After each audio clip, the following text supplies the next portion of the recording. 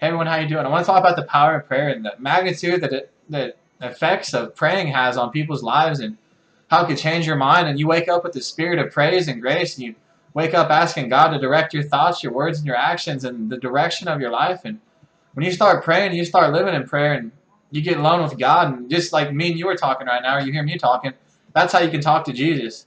He's your best friend, and that's what people think to quit speaking at Jesus and start speaking to him in a first person and not a third person, because he hears everything you say.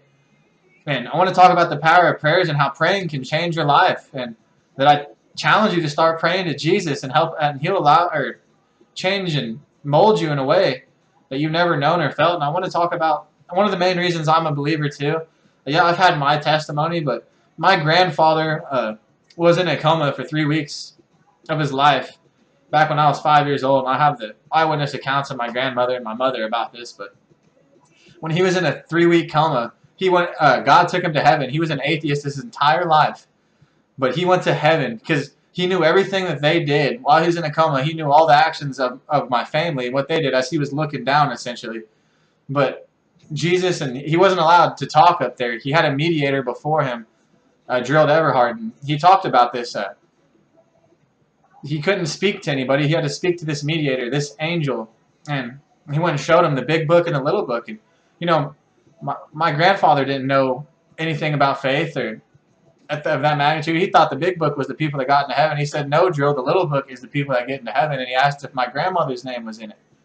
Then where I'm getting to here, that he was taken to heaven and shown it. And this is why I believe so much that I do, because my own grandfather was taken to heaven and God gave him a second chance to come back onto earth when he was an atheist his whole life and rebelled against God. But when he said, when he saw prayers go to heaven, my grandfather described them as shooting stars that go up into heaven, and the angels rush around to answer your prayers. So I just want to paint that picture in your heart and your mind to know that your prayers have power behind them. And that's the weapon that we've been given to use against the enemy in our physical life, to fight in the unseen for his kingdom. So I want to tell you, no matter what you're going against, start praying about it and to know you're not alone. God's just waiting for you to speak the word so he can come to you. Because we have freedom of will, and he can't act and help us if he ain't going to give the authority to ask him to help you. So know that you got to start praying to ask God for help. And I don't know what you're facing today, and I'll tell you what, if I didn't have prayer, I wouldn't be who I am today. Wouldn't be nowhere. God will direct your heart and your mind if you start praying for things and according to his will and glory for your life and putting him first. And that's what I'm just challenging you today. Just know that heaven is for real. And one of the reasons I believe is because my grandfather, and I think by the grace of God I have an account like that. And Jesus said to Thomas, blessed are those, or you have seen, and blessed are those who believe and who have not seen. And God has given me able to see him through my grandfather's testimony, to my own testimony. And I just want to tell you that start praying about your life. And you're not helpless right now. All you got to do is speak the words and allow him to help you.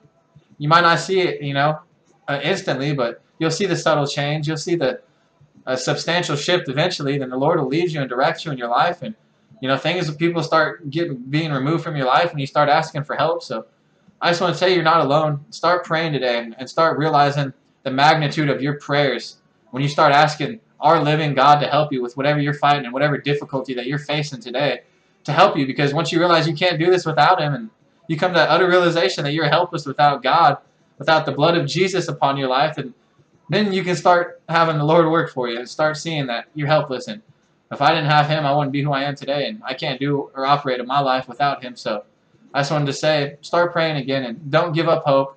The Lord sees exactly what you're going through.